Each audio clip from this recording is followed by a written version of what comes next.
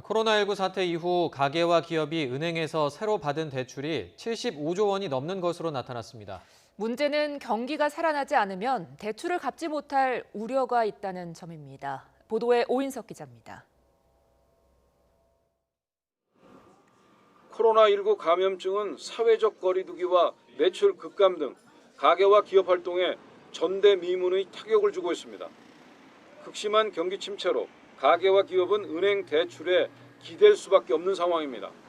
2월부터 4월까지 3개월간 가계와 기업이 은행에서 새로 빌린 돈은 75조 원이 넘습니다.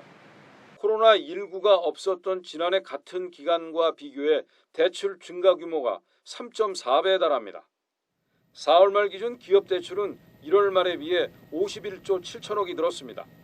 지난해 같은 기간보다 4배 이상 급증한 것으로 이 가운데 자영업자 대출은 16조 8천억이었습니다. 코로나19 확산을 막기 위한 사회적 거리두기가 길어지면서 자영업자들이 유동성 위기를 경험하고 있는 겁니다.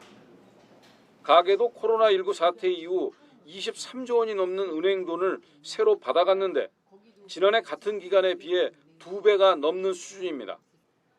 또 기업과 가계가 대출을 갚지 못해 만기를 연장하거나 상환을 유예한 대출 규모도 35조 원에 육박합니다. 문제는 경기 침체가 길어질 경우 대출이 장기화하면서 빚을 못 갚을 우려가 있다는 점입니다. 2분기 마이너스 성장 후 3분기부터 대출 부실화가 진행될 것이라는 분석도 나오고 있습니다.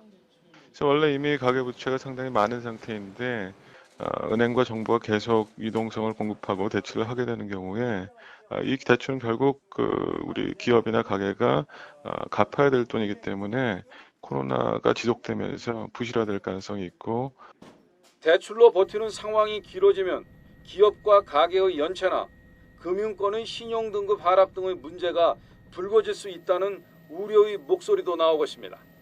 YTN 오인성입니다.